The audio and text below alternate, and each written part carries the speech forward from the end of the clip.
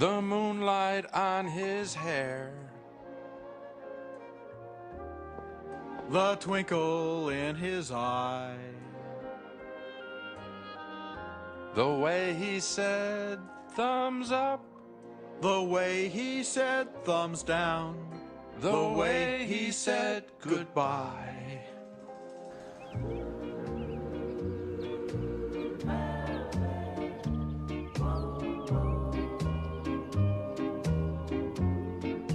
She wore blue velvet, bluer than velvet was the night, softer than satin was the light from the stars. One of the strangest films in recent years seems to be running strongly around the country, and its title is Eraserhead. This was the first work by David Lynch, who went on to make Elephant Man, Dune, and the controversial new film Blue Velvet. Eraserhead is weirder than all three of those films put together. It takes place in a world that maybe looks a little like ours. It has things like steam radiators in it anyway. But apparently this is a different universe, a different world, and it stars John Nance as a frightened man who lives in that world of shadows and evil moments, threats and bizarre visions. To give you an idea of the film's style, here's the scene where he goes to his girlfriend's house for dinner. Do I just cut them up like regular chickens? Sure, just cut them up like regular chickens.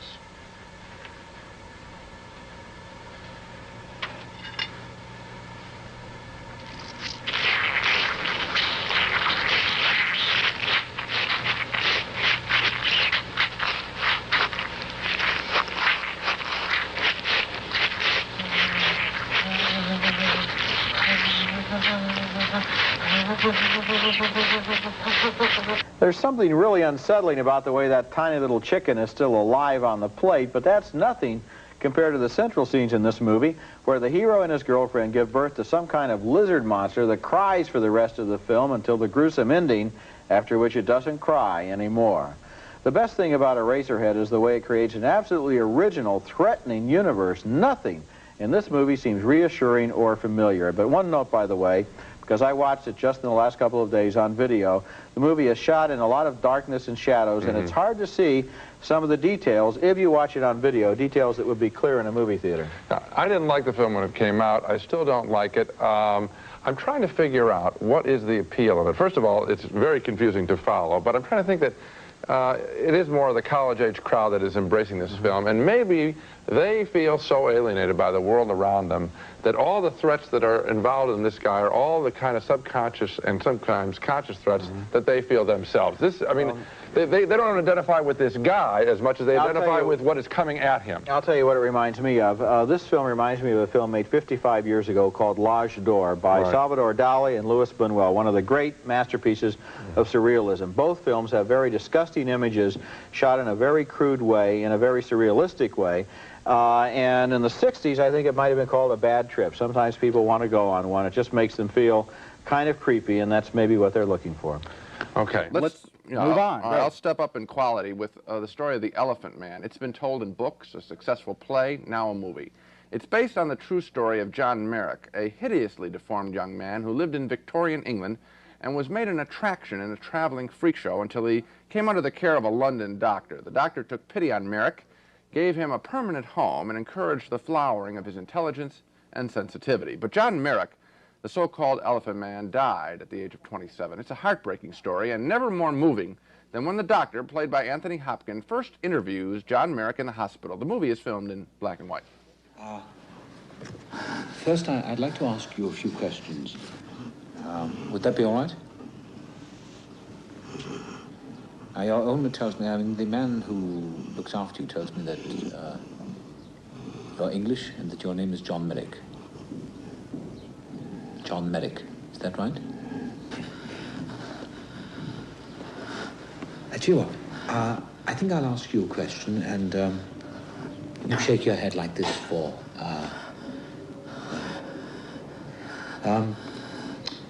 have you always been the way you are now? Are you in any pain? Are your parents still alive? Do you understand me? Your father, your mother, are they dead? Freddie, what are you doing for... At first, Hopkins' interest in Merrick is purely scientific as he presents his patient to his fellow doctors. Note, if you will, the extreme enlargement of the skull, the right upper limb, which is totally useless, the alarming curvature of the spine. Would you turn around, please? Turn around, please. The looseness of the skin and the varying fibrous tumors that cover 90% of the body. And there is every indication that these afflictions have been in existence and have progressed rapidly since birth. The patient also suffers from chronic bronchitis. As an interesting side note, in spite of the aforementioned anomalies, the patient's genitals remain entirely intact and unaffected. Thank you. One of the issues the movie raises is whether or not the doctor is merely exploiting John Merrick, similar to the way the Freak Show had. By taking Merrick under his care, the doctor did make himself famous, and he encouraged many upper-class Londoners to meet Merrick. The head nurse at the hospital confronts Hopkins directly with that charge that he is exploiting his patient. Mrs. Mother said, I don't think you should have any more visitors today, and I have to lecture at the college, so I'll be back this evening. Excuse me, sir, but if you have time, I would like a word with you. I'm rather late. What is it? Well, sir, I don't quite understand why it is you allow that sort of people in there. Why? Because he enjoys it, and I think it's very good for him. Yes, but, sir, you saw the expression on their faces. They didn't hide their disgust. They don't care anything about John. They only want to impress their friends. I think you're being rather harsh on them, don't you, Mrs. Motherhead? I beg your pardon, sir. You yourself hardly showed much loving kindness when you first arrived, did you? I bathed him. I fed him and I cleaned up after him, didn't I? Yes. And I see that my nurses do the same. Yes.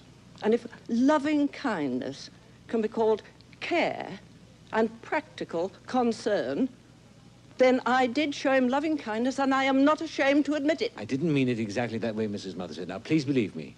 Of course I appreciate your concern. I appreciate everything that you've done for Mr. Merrick. Thank you. But I am the physician in charge, and I must do what I think is best for him. Please, now, I'm also very late.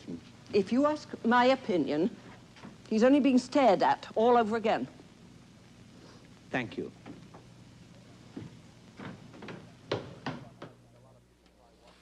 Right about now, I think a lot of people probably watching the show are wondering, hey, when are we going to get to see what the Elephant Man really looks like? Well, sorry, but the film's distributor, Paramount Pictures, would not release a scene of the Elephant Man without that bag over his misshapen head. Their gimmick is obvious. You have to pay $4 to see him, which for me, maybe you agree with this, it puts the film company, I think, in the same position as the owner of a freak show. That aside, I want to state that I did enjoy The Elephant Man, that I was moved very much by its story. What's so good about it for me is the performance under the grotesque mask by actor John Hurt. We see his sad eyes behind those deformities, and we know there's a person there, a person trapped by something he cannot change. Well, this is not a bad film, but I can't quite endorse it. I think there are a couple of issues. One of them you brought up, this business of 100 years after Merrick's death, the sideshow still goes on. To some degree, this movie hopes to succeed at the box office because of our perhaps unworthy curiosity about what the Elephant Man really looks like. All right, but let's not blame the film for it. It's the film company's fault. What's your other objection? Well, okay, I have another objection. That is, what is this relationship between Merrick and the doctor? We're told in this movie we're invited to feel that Merrick was very courageous, very noble. Why? Well, maybe one reason is, despite his handicaps, he learned to function in society. Maybe that's a reason. In the movie, you don't get that. The movie starts out with him snuffling. He can't talk. He can't say anything. Later on, the 23rd Psalm, Romeo and Juliet. Where did he learn to speak like this? How was he brought along?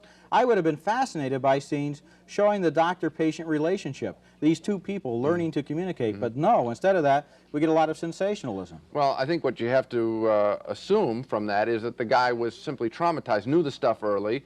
You're right, it's not clear on that point, but Roger, I think that's a small point compared to the big point of the film, for me, which was how we react to people who are radically different than us, to freaks, what we think is freaks. Sometimes people can't relate to people who are uglier, that they think uglier, or lower class than they are. This film had the same reaction for me that at the end of Close Encounters of the Third Kind, when we see the alien creature, and I felt how sad it was that we couldn't communicate with alien creatures. I felt the same way with this film. How sad it is that someone who is radically different from us, we cut them off, we shut them off, we eradicate them. I think that what you're doing, though, is bringing a good idea to the film that isn't necessarily there. I kept asking... I only got it when I saw the picture. What is this film trying to say about the Elephant Man? Well, it starts out by showing his mother, I don't know, raped by elephants, attacked by elephants, dreaming about elephants. The beginning... His disease has nothing to do with elephants. Then at the end, it shows him as kind of a star child, 2001 style. I don't know what that means You're either. only and bringing all up during small the film, points. he has all of this stuff about the Victorian Industrial Revolution. We see sweatshops, smokestacks, and so forth. None of it has anything to do with the life of the Elephant Man. I can't deny the little things that you're mentioning. I think what you are missing, unfortunately, the little things got in the way of. I think what you're missing, the big picture. That's why I like the film. Well, okay, I couldn't find the big picture in this film, so we disagree. Wish Aroma the Educated Skunk were here, because if it were up to me, and the Picking the Skunk of the Week is a joint enterprise on this show, if it were up to me, Aroma would be here, because Dune, one of 5 science fiction films being released this holiday season, is the worst, according to me, by a wide margin. It's physically ugly. It contains at least a dozen gory, gross-out scenes. Some of its special effects are cheap, surprisingly cheap, because this film cost a reported $40 to $45 million, and its story is confusing beyond belief. In case I haven't made myself clear, I hated watching this film. I wish I could have left after 20 minutes. I couldn't. I had to stay there another 2 hours. What's Dune about? As best I could tell, and this sounds like the introduction to City Heat, you know, this holiday Christmas season has films that are unintelligible. It's another one of those young prince fairy tales, I think, with a young man learning to be brave and control his emotions and thereby grow up to lead a nation and save the universe. Now, here's one of the climactic battles between the henchmen of the bad guys, played by the blonde rock musician Sting, and the film's young messianic prince. What? I will kill him!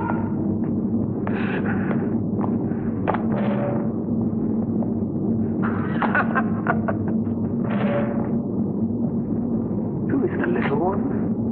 A pet, perhaps? Will she deserve my special attentions?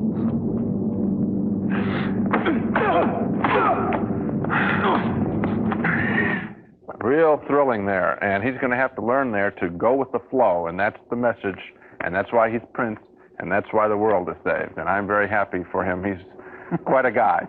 Dune takes place on 4 planets. I could never keep them straight. It introduces dozens of characters with unpronounceable names. I couldn't keep them straight. Basically, what's going on, I think, is that this young man's mission is to destroy the universe's dependency on a substance called spice, which has everybody doped up, and also to harness some devil worms. If he can do all that, worms that crawl up like Moby Dick out of the sea, in this case out of the desert. And I tell you, Gregory Peck was a lot more interesting chasing the Moby Dick than this guy is surfboarding off one of these worms. This is a shocking film at times. If he does all that, if he can harness those worms, he's going to bring peace to the world. But what a load of junk we have to sit through, with people getting their nipples ripped off their chests and having fluid drop out, with a premature baby being born in blood, with facial boils being lanced. It's like a medical show.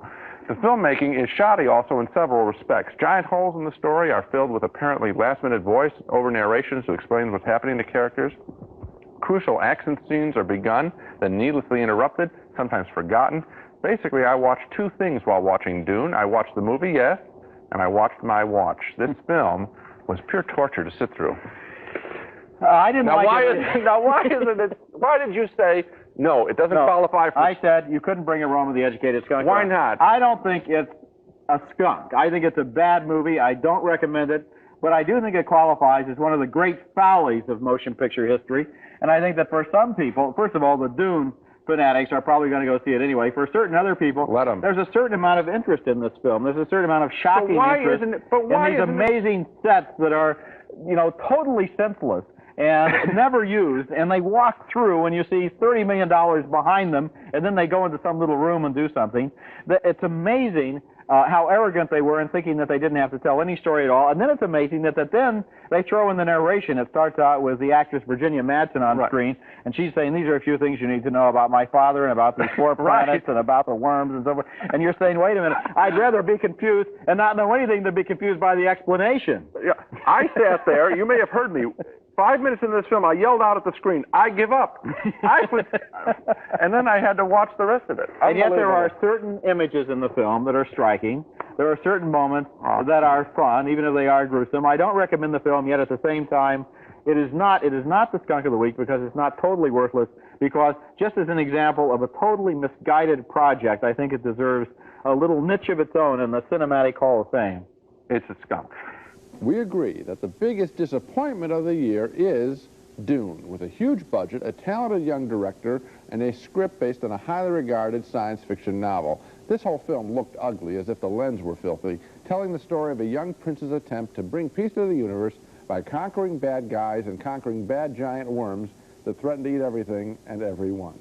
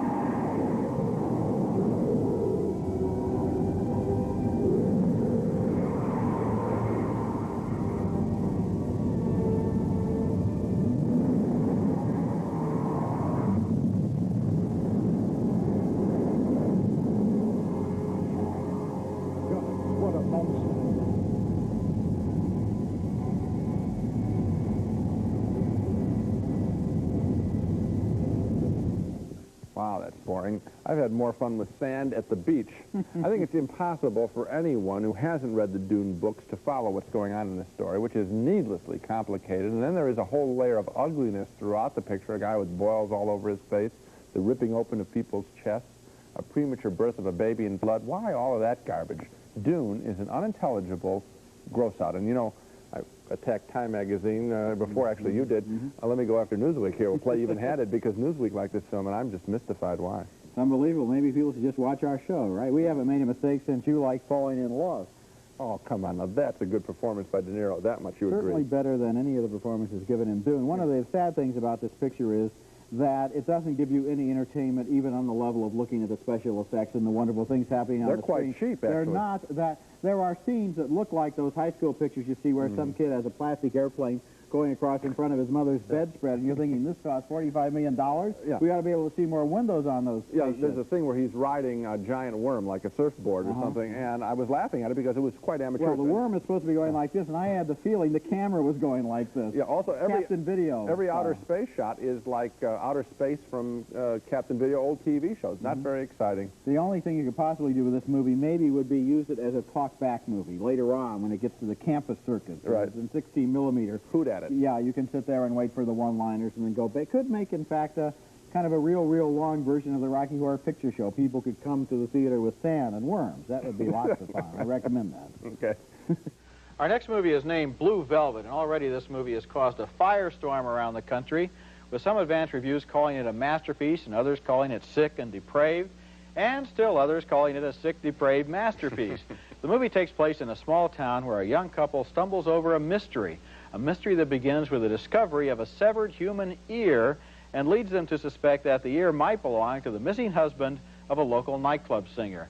Here's the scene where the young couple, Kyle MacLachlan and Laura Dern, make a plan to spy on the older woman. There are opportunities in life for gaining knowledge and experience. Sometimes it's necessary to take a risk. And I got to thinking, I'll bet someone could learn a lot by getting into that woman's apartment. You know, sneak in, hide, and observe. Sneak into her apartment? Yeah. Are you crazy? Jeffrey, she's possibly involved in murder. In the movie's most shocking scene, the nightclub singer, played by Isabella Rossellini, discovers MacLachlan hiding in her apartment. Who sent you here? Nobody. I've seen you before. I sprayed your apartment. I took your key. I didn't mean to do anything except see you. What did you see tonight? Tell me. I saw you come in. I saw you talk on the phone. And then? We got undressed. Do you sneak in girls' apartment to see them get undressed? No, never before this. Get undressed. Well, that's a shocking development. Later, MacLachlan befriends her after he finds out Rossellini's husband and son have been kidnapped by a perverted drug addict who has made her his slave. Who is this? A friend. He's from the neighborhood. We were just talking. Oh. You're from the neighborhood. Yeah. Your neighbor. Well, what's your name, neighbor? Jeffrey. He's a good kid, Frank. Hey, you want to go for a ride? No, thanks. No, thanks. What does that mean? I don't want to go. Go where? For a ride. A ride. Now, that's a good idea. Okay, let's go. Let's go. Get your robe. That's Dennis Hopper as the bad guy there. Blue Velvet is a movie that really challenges you to think about your reactions to it. And my reaction is, I think this movie is cruelly unfair to its actors. It was directed by David Lynch, the same man who made Eraserhead and Dune, and he's a talented director. You can see that here in scenes that have a lot of power. But he asked Isabella Rossellini in this movie to be undressed and humiliated on the screen, as few actresses ever have been, certainly in non-porno roles. And then he tries to take the edge off her shocking scenes by turning the whole thing into some kind of a joke. Well, either this material is funny, in which case you don't take advantage of your stars, or it isn't funny, in which case it shouldn't have so much campy and adolescent dialogue along with the really powerful sexual scenes. Sure, the movie's well made, but the more I thought about it, the less I liked it. Well, I liked it, and I thought about it a lot, and I think you may be on the wrong tack in trying to feel sorry for Isabella Rossellini, because after all, she consented to do what she did on the screen, number one. Number two, I'm sure she's walking around wherever she lives, New York City or whatever, and survived the whole experience, just like Janet Leigh survived the shower scene in Psycho. So I don't think that that's pertinent. I think what's exciting about the film, and it is challenging, is it starts out with flowers and sunlight, and it's a happy little town, and then we dig deeper and we find out it's a nasty town, or at least a couple of people are nasty. And I sat there, and this did for me, and I use the Psycho example again, this did for me what Psycho did as a lot younger, which is eyes open and, oh my God, we're really getting in over our heads. And that's an experience which is challenging, shocking, but mesmerizing, and I like the picture.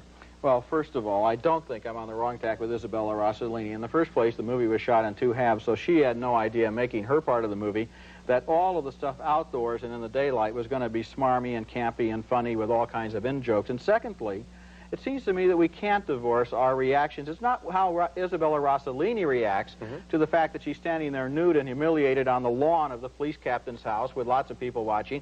It's how I react. And that's painful to me, to see a woman treated like that, and I want to know that if I'm feeling that pain, it's for a reason that the movie has other than simply to cause pain to her. Well, I think that the reason is that the film is a thriller and a shocker. I mean, there are people that get hurt badly in real life, and I think that this is a legitimate one. This is not a simple mad slasher movie. Then why is it a comedy?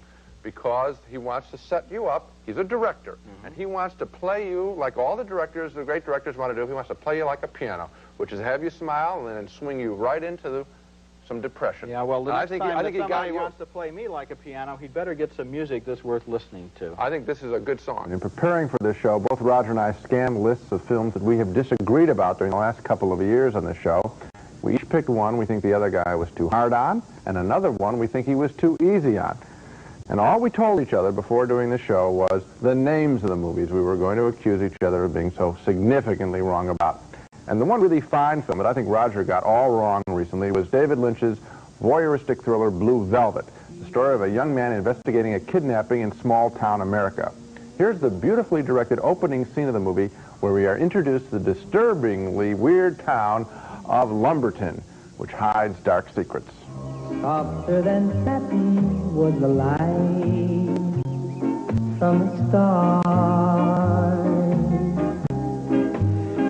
A young man played by Kyle MacLachlan tracks those secrets after he discovers a severed ear in a field.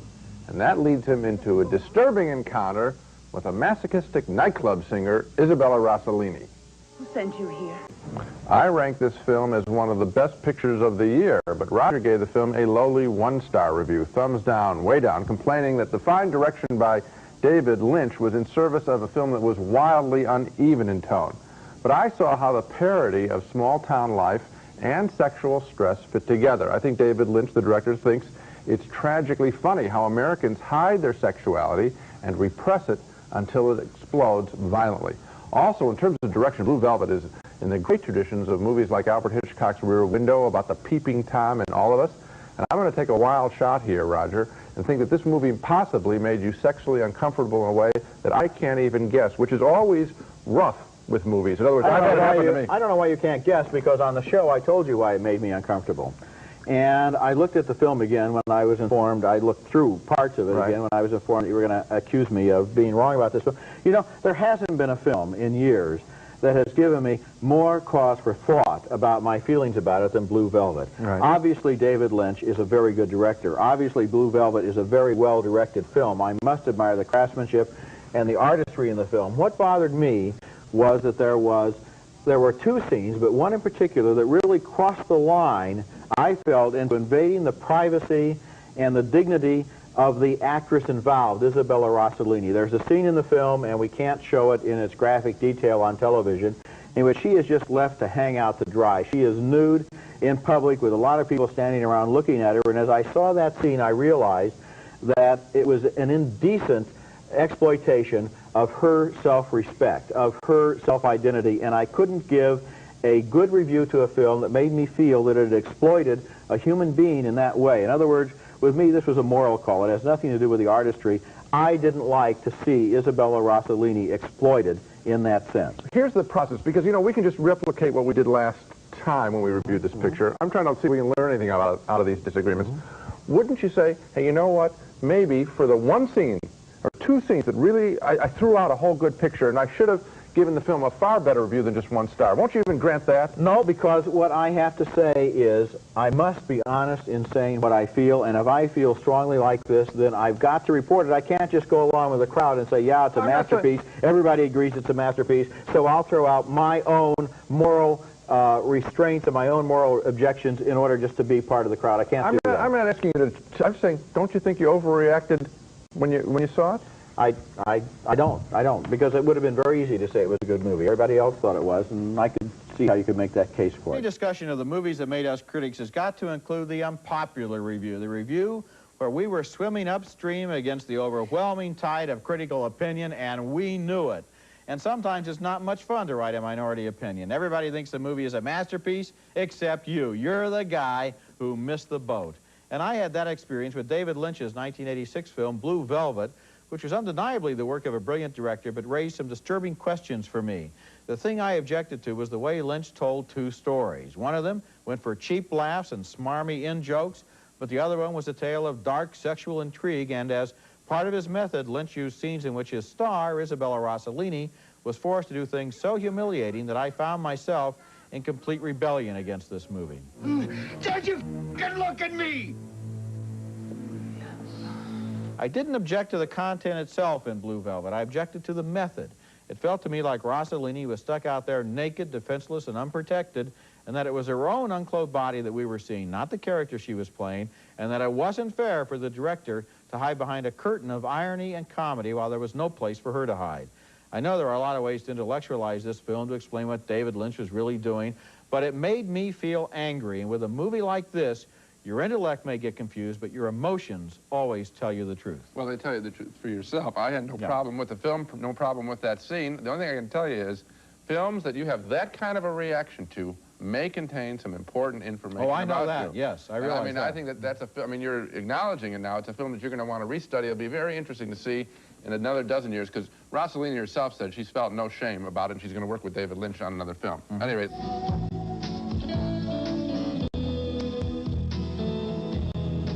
It's just shocking sometimes. When things aren't the way you thought they were. Laura Dern and Nicolas Cage are young lovers on the run in Wild at Heart, the new film from David Lynch of Blue Velvet and Twin Peaks fame. And this movie isn't easy to review because all my time as a critic, I've been rooting for the movies to be something more adventurous than just primetime TV programming, and Wild at Heart is certainly that. But at the same time, I think this picture is ultimately diminished by director Lynch trying to be too offbeat. At the center of the picture, a great, rowdy, passionate love story between two runaways, a girl named Lula, Laura Dern, and a romantic, tough guy named Sailor, who patterns his speech and manner after Elvis Presley. He's played by Nicolas Cage. The film opens with him killing a man brutally in self-defense. He goes to jail, gets out, and is met by Laura Dern. Baby, I got a surprise for you. Hey, my snakeskin jacket! Thanks, baby! Did I ever tell you that this here jacket represents a symbol of my individuality and my belief in personal freedom? About 50,000 times. I got us a room at the Cape Pier, and guess what? Pyramid playing at the Hurricane. Stabbing and steer. When these two are alone together on the road, the film is magical. They do love each other in a theatrical way. Peanut, I'm thinking of breaking parole and taking you out to Santa California. Sailor! You up for that? I'd go the far end of the world for you, baby. You know I would. The supporting players in the story are all quite kinky. Out to kill Sailor is Lula's mother, played with venom by Diane Ladd. She asked detective boyfriend Harry Dean Stanton to go after Sailor. He objects. Oh, now listen to me. You gotta get off that kick. As far as I know, Sailor was completely clean before he got involved in that event with Lula. And even there, he was trying to protect her. That crazy Bob Ray Lemon was coming at both of them with a knife, for God's sake. He could have killed both of them. You ought to be thanking him. The hidden element there in that scene is that Diane Ladd there, Lula's mother, tried to put the make on Sailor. He turned her down. She wants him killed. But those scenes don't begin to describe both the inventiveness and the distasteful weirdness in Wild at Heart. David Lynch marries the style of a classic two characters on the road picture with a Wizard of Oz fable of hope, and that kind of ambition, that combination, that's all fun, but the back half of this movie is really littered with throwaway bits involving rape, flies on vomit, Fellini-esque nudity, a head blown off, cockroaches in underwear, and on, and the love story of Lula and Sailor, which is so strong, gets lost, I think, in this most ambitious movie that is, I think, diminished at the end. You know, I've thought a lot about this movie since it won the Cannes Film Festival last May, which I totally disapproved of. And I think what bothers me the most about David Lynch is what I would call his only kidding syndrome. He wants to deal with the most shocking possible imagery. He wants to deal with subject matter that involves violence and images that are sure to absolutely repel the audience, and then he wants to always end with a punchline that's a joke. Now, right at the beginning of this movie, before we even know who any of the characters are, the Nicolas Cage character grabs a black guy who's trying to stab him and beats him to death and pounds his head against a marble floor over and over again with blood splattering all over him until the brain is crushed.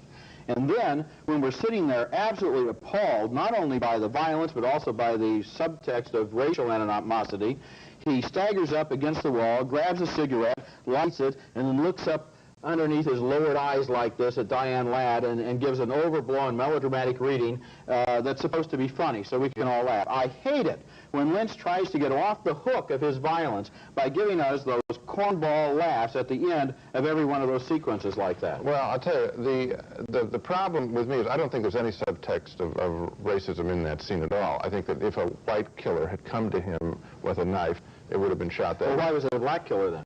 Why wasn't it white? I mean, it's the same question. We can play that one back and forth. He happened to be.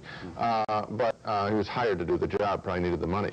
The point is, the other point that you're making is sort of somewhat what I'm saying. I like this picture more than you did. I'm more interested whether you really like as much as I did the Sailor and Lula love story. I think that's a genuine, sort of beautiful relationship. Well, yeah, and you can see it with Elvis Presley and any of his co-stars. Basically the same sort of thing. Oh, this is... Come on. You don't think that was... No, I didn't think it was a great romance. I thought it was recycled out of old movies.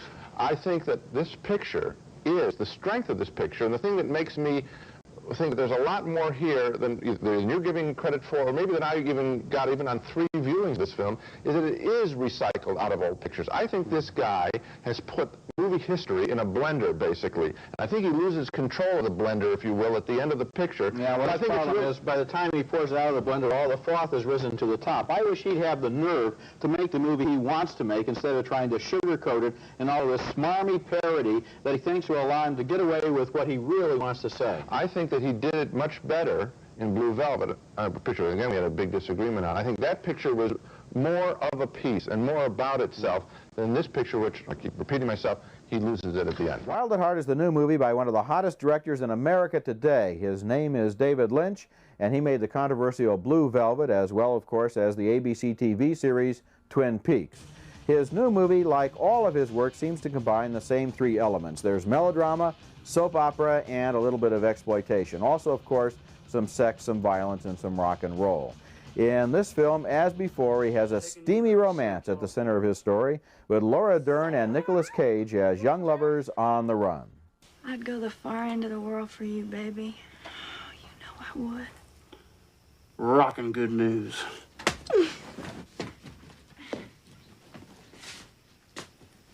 Those toenails about dry yet, sweetheart? We got some dancing to do. The villain in the story is the Dern character's mother, an alcoholic small-town temptress who tries to twist everybody around her little finger. The role is played by Dern's real-life mother, Diane Ladd. I want you to stop worrying about me and start worrying about how to get Lula away from that murderer. Honey, wait a minute now. Sailor ain't no murderer.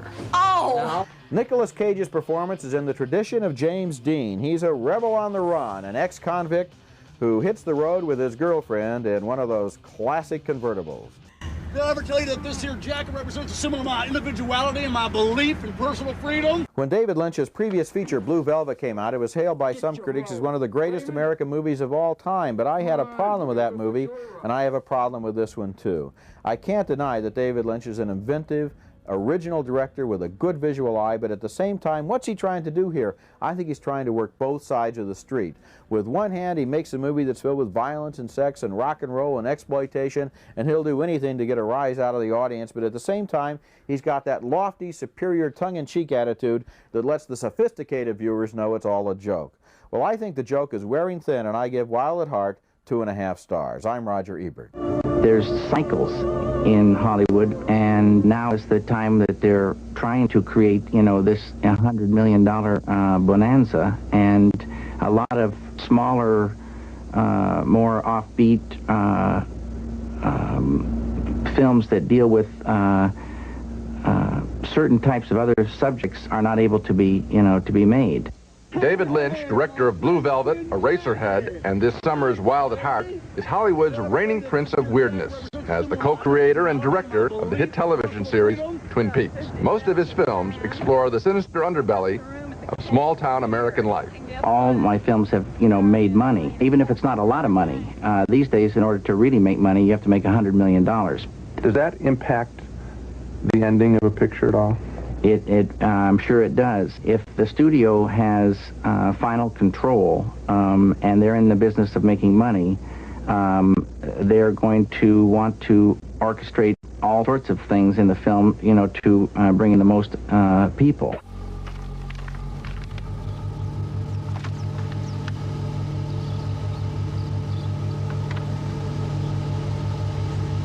Patricia Arquette receives an envelope at her doorstep and thus begins the wild, confusing, moody, terribly violent, and I found rather meaningless David Lynch film called Lost Highway. As a critic, I'm all for seeing something I haven't seen before, and Lost Highway has that quality, but it also is a film that makes very little sense, to me at least, and so its violence pops out and seems empty-headed. Patricia Arquette also plays a mobster's girlfriend in the film. Characters and actors shift identities throughout the story, and here she makes serious eye contact with a young garage mechanic played by Balthazar Getty in front of her boyfriend played by Robert Loggia. This magic moment, so different and so new, was like any other until I met you. The kid's boss at the garage is played by Richard Pryor. It's great to see him in a film, any film, even this one. Mr. Eddie called. Can I call him to tell him to come in? Yeah, call him, tell him I'm back, and, you know. The other key characters in the story are a devilish mystery man played by Robert Blake and a jazz musician played by Bill Pullman. Where was it you think we met? At your house, don't you remember? As a matter of fact, I'm there right now. That's crazy, man. Call me.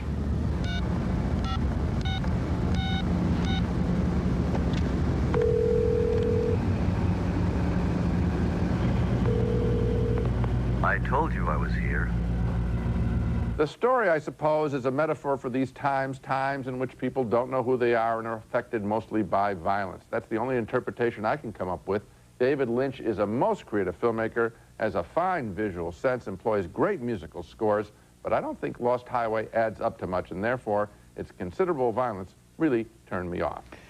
Boy, I feel just about the same way. You know, every time I see a David Lynch picture, I think to myself, this guy is so gifted that if he would only just break down and make a movie instead of being so clever all the time and trying to outsmart himself with basically what are sophomoric little plot devices, you know, stuff that it would be very hard to make this convincing. It doesn't pay off, it doesn't have a purpose, it seems contrived, it seems frustrating, and not to an end. No, it just lays there, and again, I don't know if anybody could make heads or tails of this material. In The Straight Story, directed by David Lynch and based on actual events, Richard Farnsworth brilliantly plays Alvin Straight, a 73-year-old man who learns that his estranged brother has had a stroke.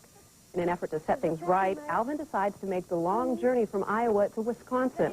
But he's unable to drive because he's legally blind and relies on 2 canes to walk. So Alvin prepares his old riding lawnmower to make the trip. Here's Sissy Spacek, who plays Alvin's daughter, tries to talk some sense into her father. You were born when Coolidge was a president of America. You were a century years old, Dad, and I could not drive you there. Rose, darling, I'm not dead yet. Alvin has several significant encounters, and in each case, in a most endearing way, he passes on his own brand of wisdom. Here he shares his campfire with a young runaway. When my kids were real little, I used to play a game with them. I'd give each one of them a stick, and one for each one of them. And I'd say, you break that.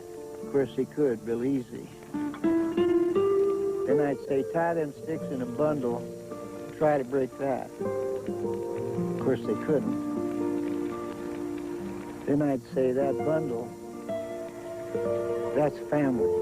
One night, while camped in a churchyard, Alvin tells the parish priest the story of how he and his brother drifted apart. Anger, vanity. You mix that together with liquor, you've got 2 brothers that haven't spoken in 10 years. Not only is this a wonderful and heartwarming yet simple story, but it is also beautiful to look at. I loved Lynch's depiction of the American heartland, using powerful images of the serenity and vastness of the country's farmland. And the soundtrack by Angelo Badalamenti was both soaring and mournful. This film took me away from the hustle and bustle of my fast-paced urban life.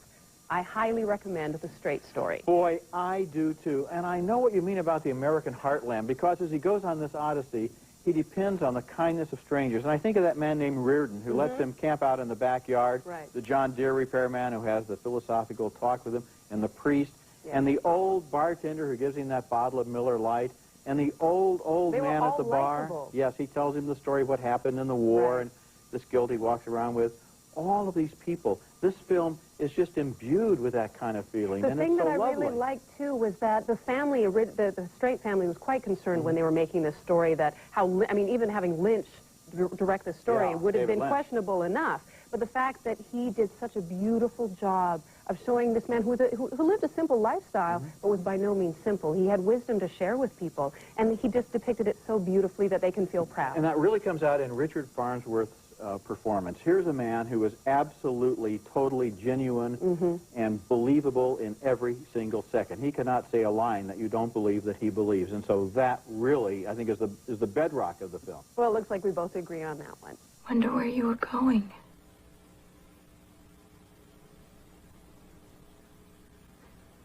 Mulholland Drive. Laura Elena Herring and Naomi Watts play the slinky brunette and the bubbly blonde in David Lynch's Mulholland Drive, one of the few brilliant movies in a disappointing year. This is a Hollywood film noir told entirely within a dream. There are no waking moments, as far as I'm concerned. Like a dream, it lingers on what it finds fascinating. It shortcuts the dead ends. It includes bits and pieces from other dreams, and it touches on various real memories. Both women are in Hollywood hoping for careers in the movies. You say we'll never part, our love's complete.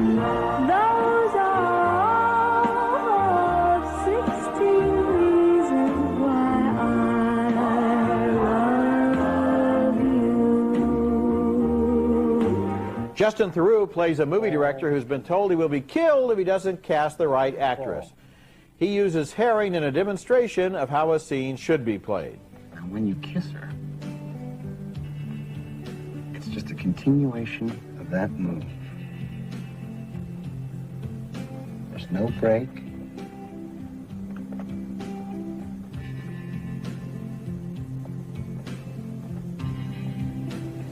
The brunette has amnesia, and as the girls team up to track down her missing identity, it's like L.A. Confidential crossed with Nancy Drew.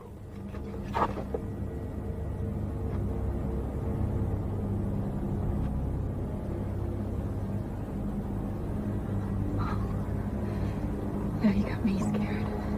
I haven't been a fan of David Lynch because I felt his previous movies toyed with us, but this one commits. It breaks through that barrier of self-parody that Lynch has put up, and it becomes a rare dream movie that really does follow nightmare logic instead of just recycling Freudian symbols. In the movie, Laura Elena Herring names herself after Rita Hayworth and is one of the few actresses who can get away with that because she looks like a real old-fashioned movie siren. Naomi Watts is like a plucky Doris Day character, and I love the way at the end of Mulholland Drive, the stories and characters begin to shatter and recombine just as a dream does when we start to wake up. Well, I'm not sure about that Doris Day comparison, because I'm pretty sure Doris Day never had a topless lesbian love scene, but I get what you're saying. It would have been interesting if she had. And I get what you're saying exactly about Laura Elena Herring, because she does look like an old-fashioned movie star, unlike a lot of these stick figure leading ladies in movies. I'm recommending this movie, although I do think it toys with us. I think this was originally going to be a television pilot, and there's a lot of stuff that's left unresolved, but I guess that's okay because it's so interesting, and like you said, if you look at it as a dream, it's a twisted piece of genius, I guess, as a dream, because there's a lot going on. I don't know exactly what the heck happened in this movie, but it kept me from moment to moment, you can't stop watching. And I have a theory about the TV pilot business, because this was allegedly done as a pilot for ABC. Right. David Lynch is an intelligent adult human being. He knew, he must have known, that no television network would ever show this material. My theory is he takes the money wherever he can get it, and then he makes exactly the movie that he wants to make. Well, that's brilliant, too. I like that. As it stands, really does work, and I know that it would have never been a TV series. No, but it would have been a hell of a TV series had it been. Had it been. But as a film, we're both saying it's one of the most interesting things we've seen this year. Yes, it is. Our salute to the year's best films. The number 5 movie on my list is Mulholland Drive by David Lynch. I haven't been a fan of many of his films, but this one fascinated me from beginning to end. It takes place in a Hollywood that is part Tinseltown, part film noir, and all dream. This is your purse. Your name must be in your purse. And stars Laura Elena Herring and Naomi Watts as two women, or are they really just one woman, involved in a murder mystery, or is it a murder, or is it a mystery?